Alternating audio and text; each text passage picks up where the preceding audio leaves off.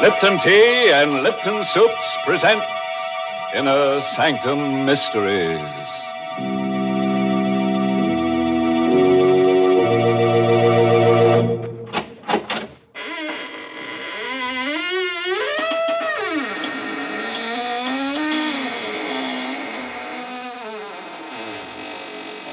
Good evening, friends of the Inner Sanctum.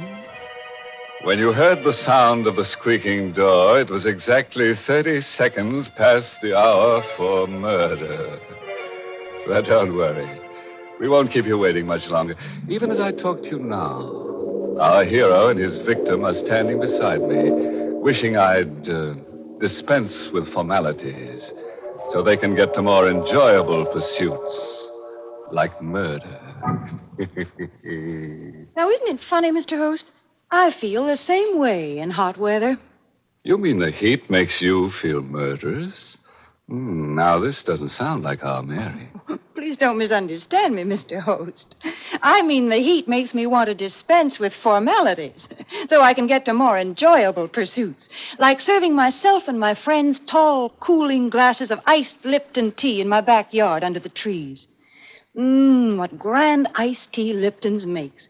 So gloriously full-bodied, so full of zip. And it's that brisk Lipton flavor that does it. A flavor that's never flat, but always spirited and satisfying. You see, brisk is the word the tea experts themselves use to describe the livelier freshness of Lipton's. And those same tea experts agree that in iced teas, brisk flavor is extra important. That's why, for the best iced tea you ever tasted, you should always insist on Lipton tea. It's good iced because it's brisk in flavor. So keep a frosty pitcher of iced Lipton tea always on hand. Thank you for those cooling thoughts, Mary. Now into our sizzling thriller, 8 Steps to Murder, written especially for Inner Sanctum by Emil Teppelman. This is the chronicle of a carefully calculated crime. A crime so twisted and subtle that it had to be blueprinted in advance. As Barry Kroger, in the role of Mark Durfee, the newspaper columnist, tells his story, we shall watch this crime develop, step by step. 8 Steps to Murder. When I decided to kill Basil Archer, I went about it like an architect, laying out the plans for a complicated building project. Only a fool leaves the details of such an undertaking to chance. I calculated every risk. I weighed every possibility of failure. I blueprinted each of the 8 necessary steps I had to take. My first step was to get a suitable weapon. I went on Monday morning to the office of a pawnbroker I knew on 48th Street. Good morning, my friend. How are you, Mr. Krug? Come in, Mr. Duffy. Thank you. You know what I want? Indeed, yes. I have it here, exactly what you need. It's fully loaded. You can spin the barrel and see for yourself. Mm-hmm. It's a nice revolver. Looks a little awkward. Well, you said you wanted it with a silencer attached. Yes. How much for this, Mr. Krug? $250. What? That is the price, Mr. Duffy. You know, it's against the law to sell these. Well, yes, but $250. You will pay it, Mr. Duffy. Well, all right. You know what I want this gun for. But naturally. You know I'm planning to kill someone with it. But naturally. Otherwise, would you want a silencer on it? You wouldn't be above a little honest blackmail, would you, Mr. Krug? Please, do not point that gun at me. It is loaded. I know that. What are you going to do? I regret this, Mr. Krug. I'm going to have to kill you. No, I swear to you. Save it. You'll be sorry for this. You will make a mistake. You will make a slip. There'll be no mistake. There will. You cannot think of everything. I have thought of everything. This is the first thing.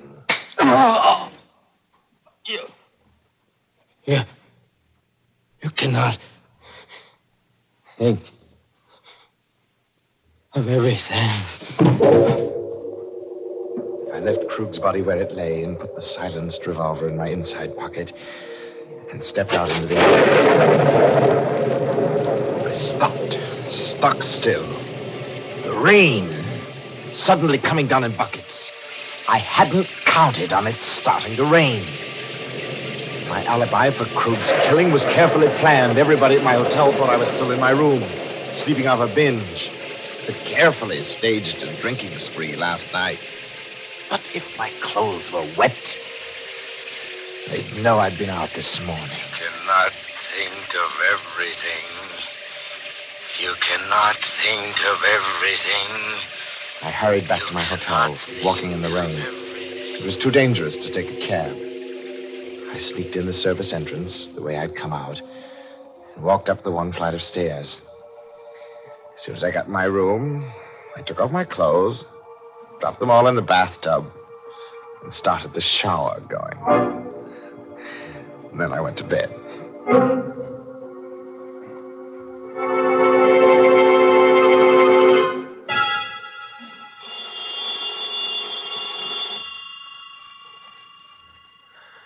About noontime, when the phone rang, I knew it was the clerk downstairs calling, because I'd left a call for 12. I let the phone ring.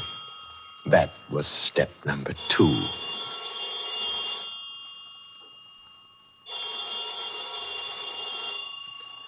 A few minutes later, just as I expected, Ryan, the house detective, let himself into the room with his pass key. I pretended to be asleep, dead to the world. All the cockeyed shenanigans. Boy, what a load he must have taken on last night. I heard Ryan go into the bathroom where the shower was still running, and then come out, muttering, and approach the bed. Wake up, Mr. Duffy.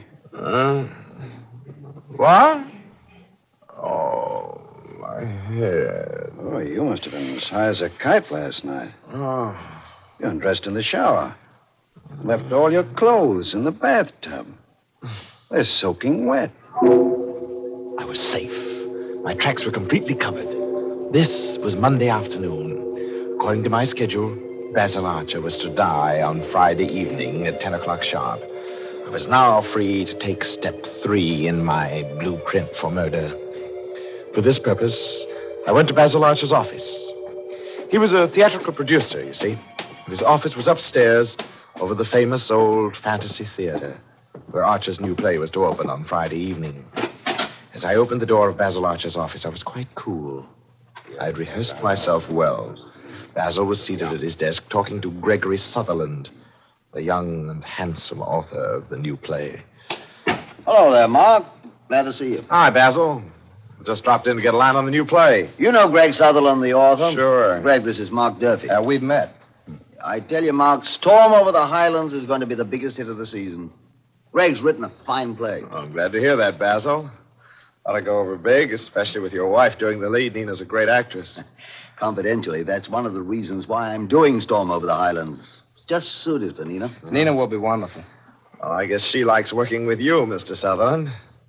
It's always a good idea for the author and the star of a play to work together. Oh? Have you and Nina been working together, Greg? Well, yes, Mr. Archer. We sort of thought if we could exchange ideas. I never saw two people put their heart and soul into a job like Nina and Sutherland here. They spend every minute they can together. Now, look here, Durfee, I don't like the way you said that. Oh, I'm sorry, Sutherland. You know I didn't mean anything. It's only what people are saying, seeing you both together so much. What's this all about, Mark? This is the first I've heard of anything. Oh, forget it, Basil. Oh, by the way, here's a package. I want to give it to Nina on opening night. I wonder if you put it in your safe for me till Friday. Why, sure, if you want me to. I'll put it here on the bottom shelf, next to the payroll money.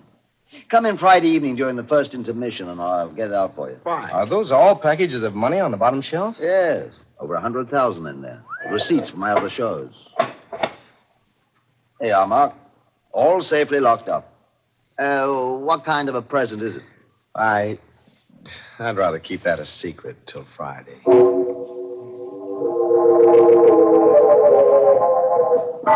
From Archer's office, I went straight to his apartment. I knew Nina would be home. And it was important that I talk to her now. Hello, Mark. I've been wondering if you'd come today. Well, I told you I would, Nina. I've waited so long. Darling. Oh, Mark, how long will it be now? How much longer? Only till Friday, darling. After Friday, you'll be free of him forever. And then you and I... There's work to do first. This is only the 4th step. There are 4 more to go. Everything's working according to schedule. The next step is up to you. What must I do, Mark? Oh, I've started the ball rolling. Basil's beginning to worry about you and Sutherland. He's got to be encouraged to suspect as much as possible. You've got to be seen around with Sutherland as frequently as you can. Oh, that'll be easy. Sutherland's hardly more than a kid. He worships the ground I walk on. But I'd rather be with you, darling. There's 5 days more, Nina. And then we can be together. Always.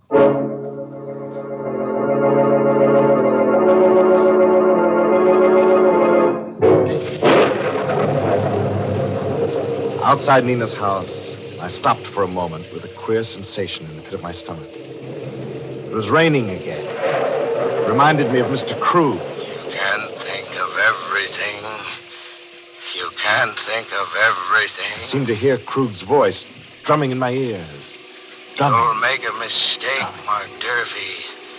You'll make a mistake. I won't, you old fool. I won't. You'll make a mistake.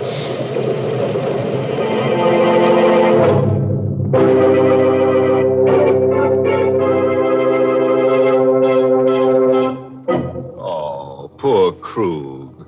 You know, a pawnbroker's life is not an easy one, and Krug took such an interest in his business.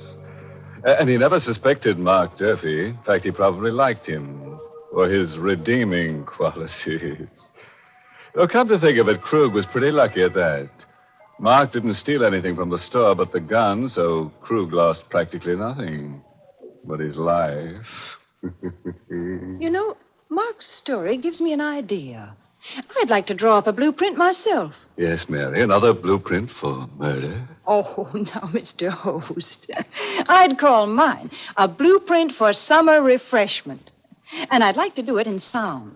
First, I'd start with the creak of porch rockers on shaded summer streets and the murmur of backyard gardeners in the lilac dust. And with the teensters home from school, there'd have to be some sweet swing music, of course. And just to make my blueprint of summer sounds complete, you'd hear the tinkle of ice in tall, cool glasses. Glasses of refreshing iced Lipton tea. Yes, iced Lipton tea just goes with summertime fun and enjoyment. Lipton's has such a wide-awake flavor. The whole family will love it. And that flavor, folks, is brisk. Yes, that's the secret. Lipton's brisk flavor is what makes iced Lipton tea taste extra good. So for a delightful treat to beat the heat, serve iced tea. And for the best iced tea ever, insist on Lipton tea. Brisk flavor, never flat. Couldn't have done better myself, Mary. But now, let's catch up with our architect of murder. If Mark Durfee's blueprint works out according to schedule, our death rate should go up sharply to about 1 per person. Let's see. He should be up to his 5th step by now, shouldn't he? Tuesday was a clear day without rain, and I felt better. I knew now that I couldn't make a mistake. In 4 days, Basil Archer would die as planned. And now for the 5th step. An easy one for Mark Durfee because he's a newspaper columnist. It merely requires dictating a little item for his column into the dictaphone at his desk. Oh, there's a new play opening soon, which should be a huge success if the author and the leading lady can do anything to make it click. They're working harder on it than the producer himself. It looks like they've clicked with each other, too.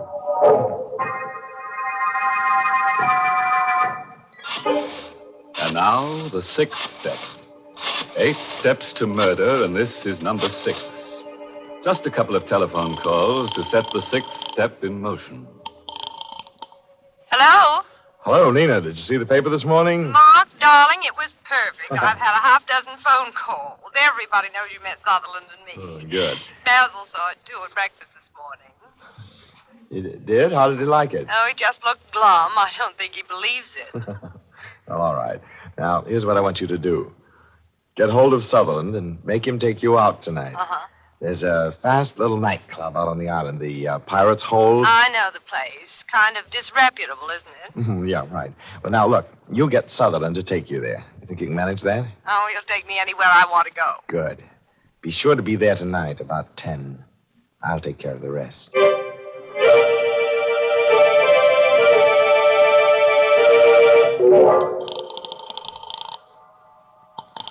Basil Archer speaking. Oh, hello, Basil. How are you? Mark Durfee. Now, look here, Now, Mark. look, wait. Take it easy, Basil. I know you want to bore me out about that piece in the column. I thought you were a friend of mine. Oh, look, Basil, that's why I printed that piece. I don't like what's going on. Just what do you mean? If Nina feels like working with the author of the play, she's Sure, that's all right. But look, why keep things secret? What do you mean by that? Well, you ask Sutherland if he has any plans for tonight. I know what plans he has for tonight. He's going to stay home and work on some lines in the last scene. Oh, is that so? What are you hinting at, Mark? I'm hinting that you take a run out to the Pirate's Hold. You know where it is? Out on the island? And you'll see how hard Sutherland will be working on the last scene.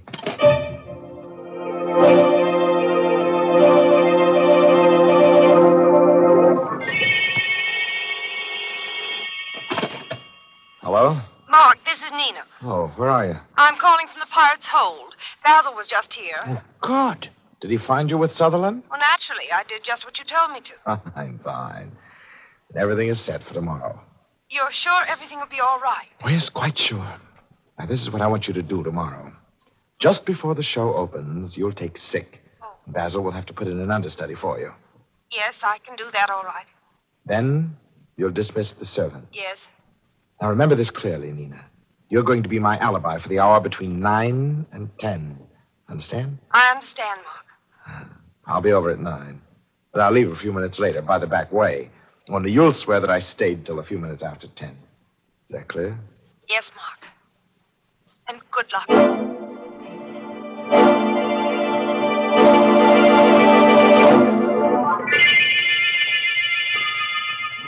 When I rang the doorbell of Nina's apartment Friday night, I knew that every step I'd taken thus far had been right.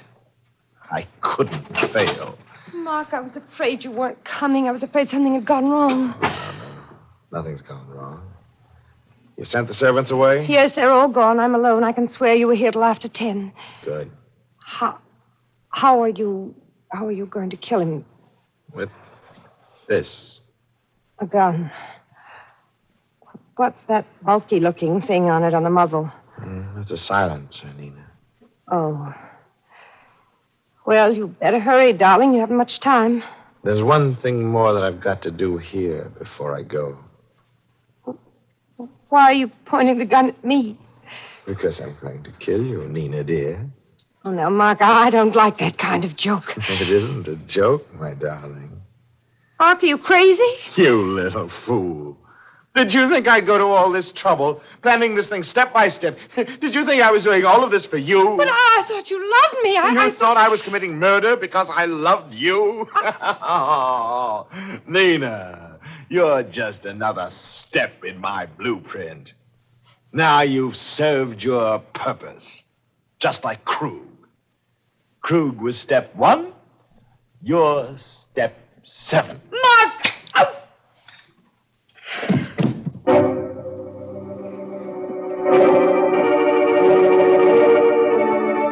I made sure Nina was dead, and then I hurried out and went to Basil Archer's office. I had to be sure my timing was right. This was the 8th and the final step. I knew Basil would be in his office during the first intermission, so... Hello, Basil. Oh, it's you, Mark. Come in. I want to talk to you. What about, Basil? Mark, what's going on between Sutherland and Nina? Oh, no, Basil, you're not a fool. I can't believe it. Well, look, if you want proof, suppose you get that package out of the safe, the one I left with you. The package? What's that got Well, to you get it, and I'll show you. Well, all right.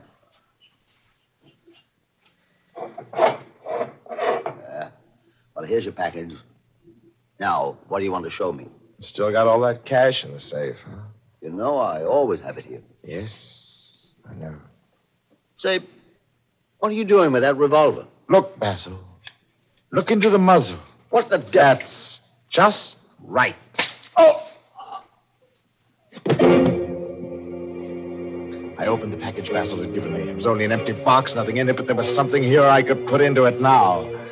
I stepped across Basil's body, knelt before the open safe, and took out the neatly tied bundles of money and put them into the empty box. $100,000. It was well worth the months of planning, the careful blueprinting. I was a rich man.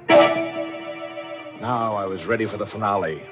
The last bit of routine business, which would finish the whole thing off properly. Picked up the phone and dialed police headquarters. It wouldn't be too difficult to imitate Basil Archer's voice over the telephone. I'd rehearsed that, too. Yes, headquarters. Hello. This is Basil Archer speaking. I've just killed my wife. What's that? My wife and Sutherland, they were planning to run away together. They stole all the money from my safe, and we're going away. So I killed her. And now I'm going to kill myself, too. Now, wait, Mr. Archer. Now, wait a minute. Don't do anything I rash. softly replaced Just stay the there till we receiver. send a radio. Now, everything was set. Carefully, I placed the revolver in Basil's cold hand. I'd left no prints on it because I was wearing gloves. I picked up the package and walked out into the hall. But in the hall, I stopped short. Someone had just come into the building downstairs. I peered down and I saw Gregory Sutherland coming up. Mr. Archer, are you up there? You better hurry. The second act is started. Sutherland was coming up the stairs. I couldn't get out, but I wasn't trapped. Oh, no. There was a porter's closet down the hall. I tiptoed over to it and slipped inside just as Sutherland got to the landing. Mr. Archer, are you in there? Sutherland was in Basil's office now. He'd be finding the body. This was my chance to sneak out. I opened the closet door. Come on, Kitty. Archer's office is one flight up. Maybe we can make it in time. The guy said he was going to kill himself. The police had come in answer to my telephone call. Now I couldn't get out. There'd be a crowd outside, and I'd be seen leaving. I had to stay in the building. But still, I wasn't trapped. I knew just what to do. Instead of leaving the building, I would walk out of the closet and into Basil's office right after the police. They'd think I'd just arrived. I stepped out of the porter's closet. I started for the door of Basil's office. Then, suddenly, I got a sick, weak feeling in the pit of my stomach. I stopped stock still. I'd almost walked into my death. It was raining outside. Suppose I'd walked in there with my clothes all dry, claiming that I'd just come in from the street. They'd know that I'd been hiding in the building all the time. The rain, that rain, it almost tricked me again. You can't think of everything. You'll make a mistake. You can't think of I can, you old fool. I'll show you. I hurried back into the porter's closet. I knew how to beat this, too. I turned on the faucet in the sink. Splashed and drenched myself from head to foot. Well, now I looked as if I'd just come in out of the rain. I stepped out of the closet, went down the hall, and entered Basil Archer's office, dripping wet. The two policemen were standing over Basil's body with Gregory Sutherland. They all looked up as I came in. Oh, hello, Mr. Durfee. Sorry about this. It's your friend, Basil Archer. Committed suicide. Oh, no. Oh, it's impossible, Sergeant Moran. Basil wouldn't do a thing like that. Why, who found him? I did, Mr. Durfee. I came to call him for the second act. Oh, this is terrible. Like an open and shut case. Killed his wife, then came here and knocked himself off. Oh. And what's more, Mr. Sutherland, Yes? before he knocked himself off, he phoned headquarters and said you'd stolen money from his safe. Well, that's a lie. Wait a minute. Sergeant. Mr. Durfee, Yes, Sutherland. how did you get yourself all wet like that? Oh, well, you try not getting wet in that rain. Rain? What rain, Mr. Durfee? Suddenly I went clammy all over. I saw that none of them was wet. Their clothes were all dry. But how could that be? They'd just come in out of the rain. What rain, Mr. Dorsey? Well, you can hear it, can't you? It's pouring rain. Just listen to that thunder. Thunder. Rain. Good heavens, that's the funniest thing I've ever heard. Don't you see, Sergeant, he's been in the building all the time, trying to make us think he just came in and he got himself all wet for nothing. Sergeant, I bet you $1 he murdered Archer. You're crazy. Well, it's pouring outside. You can hear it yourself. But just listen to that rain beating down. The thunder. You poor sap. That isn't rain you hear. It's my play next door. Storm over the Highlands. Remember? And those are the sound effects in the second act.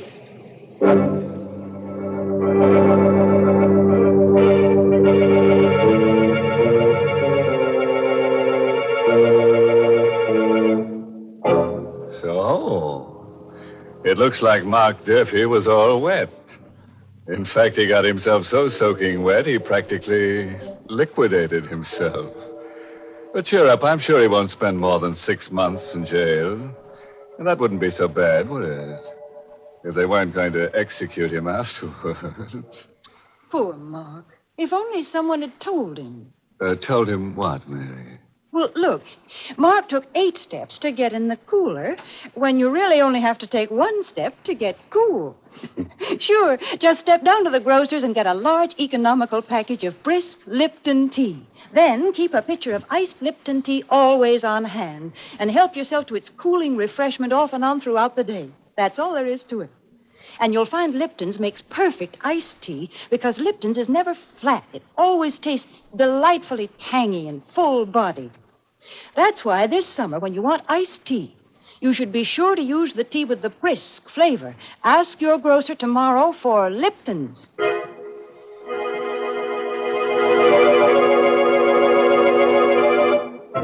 And so ends our little essay on the modern methods of murder. Of course, our little essays on murder are only for the select few.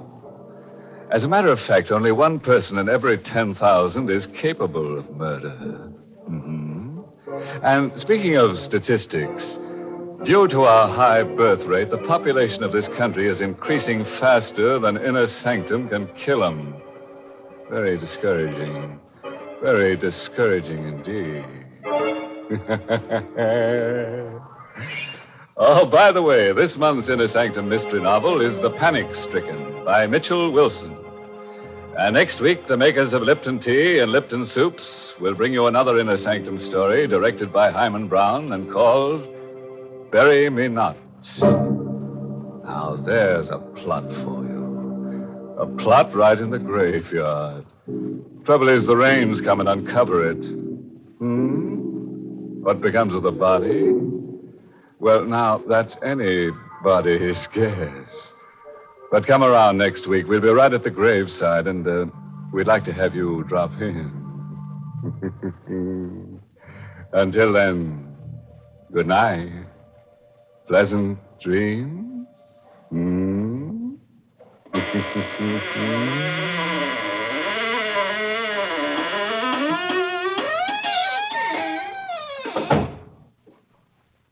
Now that summer's here, keep cool by keeping out of the kitchen. Serve Lipton's Noodle Soup. It's quick and easy to prepare and gives you a delicious soup in a jiffy with so much less work and trouble.